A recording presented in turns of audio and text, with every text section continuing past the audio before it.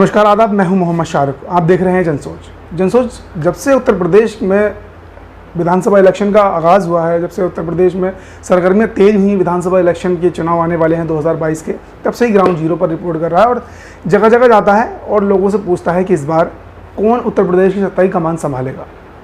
आज हम जिला मुरादाबाद के अंदर हैं और मुरादाबाद के अंदर एक ऐसी शख्सियत से आपको मिलवाएंगे जो CA/NRC यानी कि जो 2019 के लास्ट के अंदर जो बिल पास हुआ था, उस आंदोलन हुआ था उसमें उससे निकले एक नेता यानी एडवोकेट वकील, उनसे हम मिलवाएंगे और उनसे हम पूछेंगे कि आप इतने समय से, आपकी इतनी उम्र हो चुकी है, मतलब युवा ही हैं, आप किसी पार्टी में नहीं थे, लेकिन अचानक से आपने CA/NRC में इतना बड़ा आंदोलन किया मुरादाबाद के अंदर, उसके बाद में फिर आपने AIMM ही क्यों ज्वाइन की, इसी पार्टी से आप क्यों जुड़े और क्यों और पार्टियों पर आपने भरोसा नहीं दिखाया, और अब आप इस पार्टी के लिए किस तरीके की राय रखते हैं, किस तरीके से काम करते हैं। एडवोकेट वकील साहब, आपका बहुत बहुत स्वागत है हमारे जनसोच में। पहला तो हमारा सवाल यही है कि आप युवा हैं, आप चाहते तो किसी भी पार्टी में जा सकते थे, आपने आंदोलन किया CA/NRC के लिए, फिर उसके बाद में AIMM ज्वाइन की। देखिए, पार्टी राजनीति करने का हमारा कोई इरादा कभी रहा नहीं। हम शुरू से एक सामाजिक संगठन चलाते हैं, उसी के ज़रिए हम एजुकेशन के नियम काम कर रहे थे यहाँ पर युवाओं के ऊपर। मैं अलीगढ़ में पढ़ा, जब वहाँ से लौट कर आया तो विदेश भी रहा।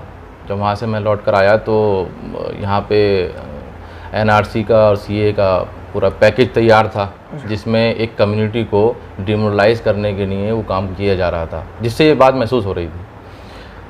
तो जब असदुद्दीन ओवैसी साहब ने पार्लियामेंट के अंदर वो बिल CA का फाड़ा, तो हमने उस चीज़ को बहुत सीरियसली लिया और हमने कहा कि ऐसी इसमें क्या बात है कि इस बिल को फाड़ दिया गया। तो हमने उसकी स्टडी करी, तो वो स्टडी जब हमने करी तो उसमें समझ में आया कि ये तो पूरी भारत को खंडित करने की एक साजिश है। अच्छा, आप मतलब कुछ लोग कह सकते हैं कि ठीक है, आप मुसलमानों के लिए सब ये कर रहे हैं या उनको डिमोरलाइज करने की कर रहे हैं, वो ठीक है, लेकिन उसका मकसद मेन जो था उस पैकेज का, जिसमें CA/NRC और NPR शामिल है, तो उसमें ये बात समझ में आई कि ये भारत को खंडित करने की साजिश रची जा रही है, संविधान को बिल्कुल बदलने की तैयारी करी जा रही है। उसी में हमने मुरादाबाद में पहले 20 दिसंबर को एक धरने की शुरुआत की। वो धरना हमारा पूरा कामयाब नहीं हो पाया। फिर 29 जनवरी 2019 को ईदगाह के मैदान में, 29 जनवरी 2020 को हमने जो है वो एक धरने की शुरुआत करी और वो धरना बहुत कामयाब रहा, क्योंकि वो बहुत शांतिपूर्ण रहा और उसमें सभी का यहाँ पे योगदान रहा। अब जब वो धरने में मौजूद थे, जब हम शुरुआत का धरने कर रहे थे, तो हमारी तो अपनी एक टीम थी, जिसमें वकील भी थे और बुद्धिजीवी भी थे, एलीट तबका भी था, सब था, युवा भी थे। लेकिन जो ये सब नॉन पॉलिटिकल लोग थे। पॉलिटिकल लोगों में सबसे पहले हमारे साथ अगर कोई खड़ा हुआ, क्योंकि वहाँ पे लाठीचार्ज भी हो सकता था, गोली भी चल सकती थी, कुछ भी हो सकता था। उससे पहले उत्तर प्रदेश में 20 लोग जो है वो CA/NRC प्रोटेस्ट में शहीद हो चुके। तो सबसे पहले हमारे साथ कोई पॉलिटिकल पार्टी के लोग वहाँ नज़र आए हमारे साथ लाठी खाने के लिए, तो वो AIMIM के थे। अच्छा, तो वहीं से AIMIM के लोगों से मिलना जुलना शुरू हुआ और वहीं से फिर हमने पार्टी का आगाज़ किया। अच्छा, वो आपको AIMM की बात अच्छी लगी कि वो साथ आ रही है किसी भी मजलूम के साथ। लेकिन AIMM को लोग, जब आप उस पार्टी के काम से खुश हुए, लेकिन AIMM को लोग बात कहते हैं कि ये और कुछ नहीं करती, वोट काटती है, ओवैसी की ही बी, वो BJP की ही B टीम कहते हैं लोग, और उसके बाद में कि ये हिंदू मुस्लिम वाला ज़्यादा पक्ष करती है, मुस्लिम करती है। तो आप तो एक वकील हैं, एडवोकेट हैं, तो आप किस जगह देखते हैं इस बात को? देखिए, AIMIM और ओवैसी साहब जो थे वो 1992 में तो इतने एक्टिव थे नहीं पूरे भारत में।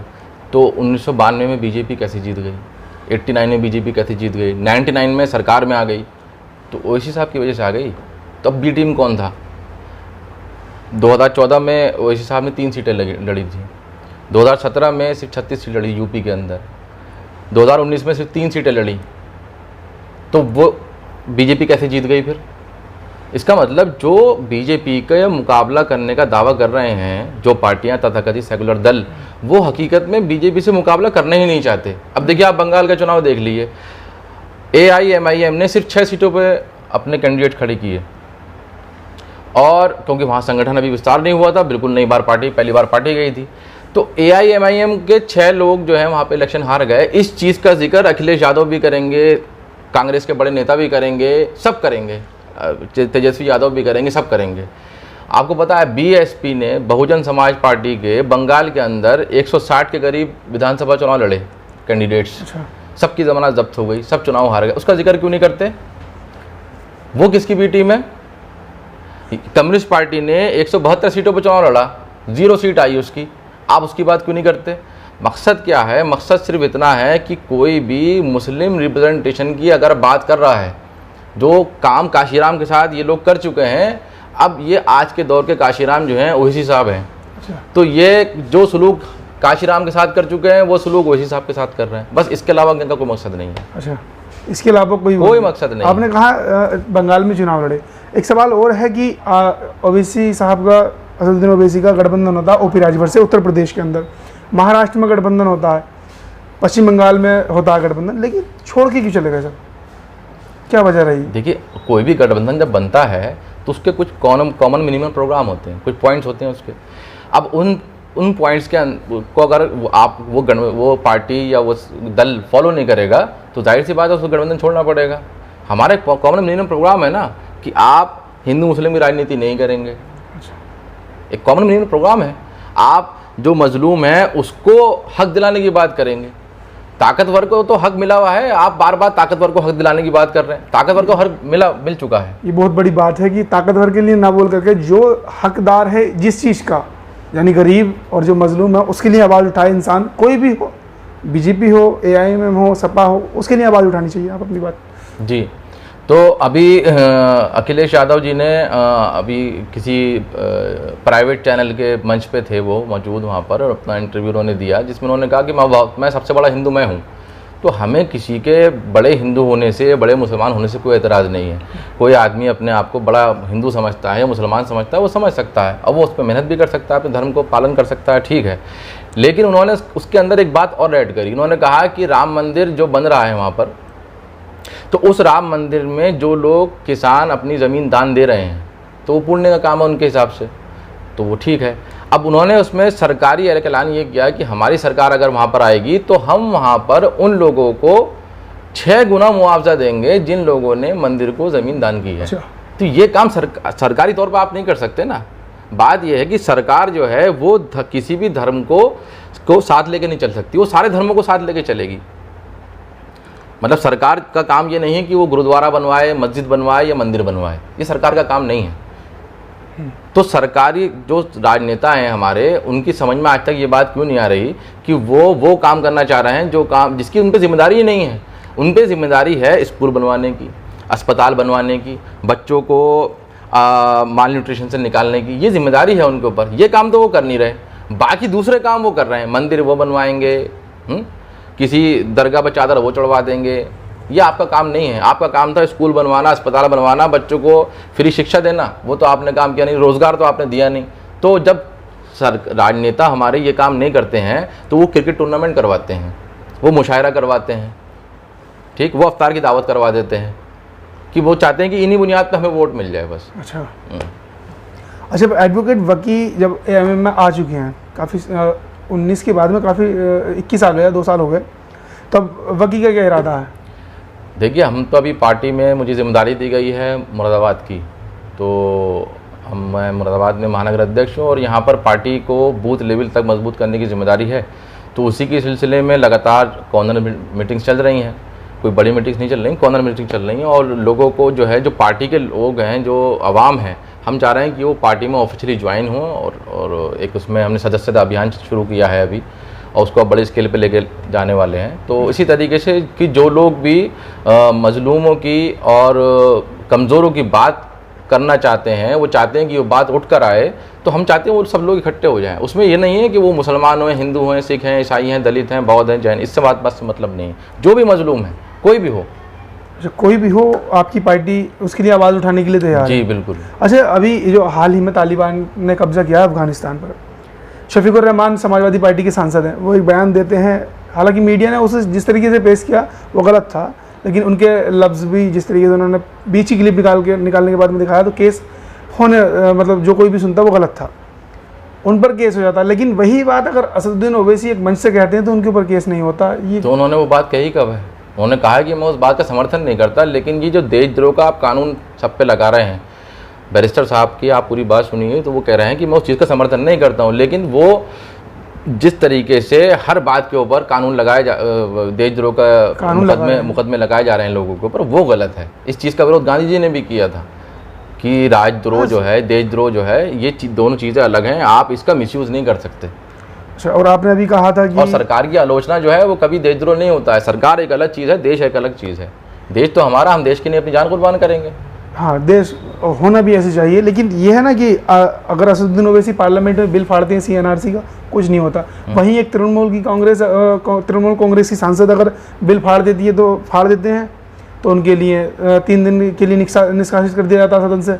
तो इसे किस तरीके से देखते तो हैं? आप वो पूरा सिनेरियो देख लीजिए कॉन्टेक्स्ट में कि जब असदुद्दीन ओवैसी साहब ने वो बिल फाड़ा था, तो एक तो बात ये होती है कि जो पार्लियामेंट होती है, तो वो पार्लियामेंट जो होती है वो बहुत सारे कानूनों से ऊपर है, क्योंकि वहाँ कानून बनाए जाते हैं। तो वहाँ पे बहुत सी चीज़ें लागू नहीं होती कानून की, सब उसके जो हम आमतौर पे पार्लियामेंट के बाहर हमारे पर लागू होती है, वो पार्लियामेंट में, तो उसमें आपको एग्जेम्पशन मिलता है, क्योंकि आप सांसद हैं, आप बहुत सी बातें वहाँ कर सकते हैं। लेकिन जो तृणमूल के लोग थे या कोई और लोग होंगे, मुझे नहीं पता कि उन्होंने क्या बदतमीज़ी करी होगी। वो उन्होंने स्पीकर का गिरबान पकड़ लिया, स्पीकर पे उन्होंने वेल में आ गए। कभी आप ओवैसी साहब को वेल में आके नहीं देखेंगे। वो अपनी बात वहाँ पे खड़े होकर कहते हैं, डिसिप्लिन में कहते हैं, तो उनके ऊपर कार्रवाई किस बात की होगी। बात तो यह है कि ये लोग डिसिप्लिन फॉलो नहीं करना चाहते। ओवैसी साहब डिसिप्लिन को, संविधान को चाहते हैं कि वो सब लोग फॉलो करें। बस इसी बात की चिढ़ है कि ये इंसान, ये शख्सियत जो है, इतनी ज़्यादा डिसिप्लिन कैसे है। राजनीति में भी हर चीज़ संविधान के दायरे में है, ये काम हम क्यों नहीं कर सकते। आपके अंदर काबिलियत होती तो आप भी करते, आप पैदा करिए अपनी काबिलियत। अब आप तो इसी रूम में बैठे हुए हैं, वहाँ से बैठ के आपको किसी ने कहा कि साहब ये ट्वीट करना है, ना आपने ट्वीट कर दिया। पता आपका ये भी नहीं मालूम कि आप वो ट्विटर हैंडल आप चलाते हैं या आपका कोई और चलाता है। ट्वीट से किसकी तरफ इशारा? ये हमारे जो तथाकथित सेक्युलर दल हैं, जो बीजेपी से लड़ने में बिल्कुल नाकाम रहे हैं, सड़क पे तो उतरते नहीं हैं, और ये ही लोग हैं, और जिसमें अखिलेश यादव हैं और बहुत से लोग हैं। हम अभी अखिलेश यादव उतरे साइकिल रैली करने के लिए। हाँ, वो आप देखिएगा, आपको ऐसा लगेगा जैसे कोई आदमी जो है वो अपने महल से बाहर निकलता है और वो 2 घंटे का पिकनिक बनाता है, 2 घंटे की साइकिल चलाता है और फिर आके वापस अपने महल में चले जाता है। कहीं ऐसा नहीं लगता कि बीजेपी का और असदुद्दीन ओवैसी की पार्टी के जो लफ्ज़ है वो एक से हैं? कैसे लेते हैं बताइए? किस तरीके से? वही बीजेपी कहती है कि BMW साइकिल लेने के बाद में साइकिल यात्रा हो रही है, वही यहाँ पे क्या 2 घंटे साइकिल तो उस साइकिल यात्रा से जनता का फायदा क्या हुआ, वो बता दीजिए आप मुझे। अगर उन्होंने कोई पदयात्रा निकालनी थी, कोई आंदोलन करना था, तो वो बेरोजगारी की नहीं करते, वो तो विधानसभा के बाहर बैठ जाते, किसी DM कलेक्टर के सामने बैठ जाते कि भाई आप बेरोजगारी ख़त्म करिए, आप महंगाई ख़त्म करिए, सिलेंडर महंगा हो गया, पेट्रोल महंगा हो गया, आप वहाँ पर अनशन पे बैठ जाइए ना। आप कहिए अखिलेश यादव से कि वो अनशन करें वहाँ बैठ के। अच्छा, क्यों नहीं करते? तो 2022 में अकेले चुनाव लड़ने का AIM का इरादा है, अगर गठबंधन नहीं होता है तो? देखिए, हमारे प्रदेश अध्यक्ष जनाब शौकत साहब ने साफ साफ कहा था कि हम 100 सीटों पर चुनाव लड़ेंगे, गठबंधन के साथ लड़ेंगे, और जो भी बीजेपी को रोकना चाहता है वो हमारे साथ आ जाए। अच्छा। जो आना चाहे वो उसका वेलकम है। अच्छा, जो आना चाहे उसका वेलकम है जी। 100 सीटों पर आप चुनाव लड़ेंगे जी। और एडवोकेट वगी क्या महानगर अध्यक्ष की जिम्मेदारी संभालेंगे या किसी विधानसभा सीट से उतरने का इरादा है? ये फैसला पार्टी करेगी। देखिए, पार्टी में डिसिप्लिन ज़रूर होना चाहिए।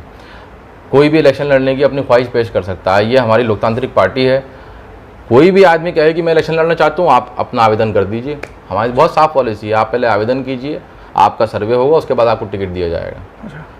यहाँ पे जो है वो हेलीकॉप्टर और पैराशूट लैंडिंग नहीं होती, यहाँ पे तो सर्वे होगा और सर्वे की बुनियाद पर टिकट दिया जाएगा। बहुत साफ सुथरी बात है। अच्छा, अगर देती है पार्टी, अगर भरोसा दिखाती है तब बिल्कुल लड़ेंगे, जी जान से लड़ेंगे। जी जान से बिल्कुल लड़ेंगे। पार्टी अगर आदेश करेगी कि ये काम करना है तो वो करना है। चलिए, AIM से जुड़े हुए हैं 2 साल हो चुके हैं। पहले किसी पार्टी से जुड़े हुए नहीं थे, AIM का इन्हें काम अच्छा लगा। हालांकि सभी पार्टी अपने अपने हिसाब से काम अच्छा करती हैं, लेकिन इन्हें AIM का काम अच्छा लगा। क्यों? इन्होंने बताया सारी बात कि सभी की आवाज़ उठाती है।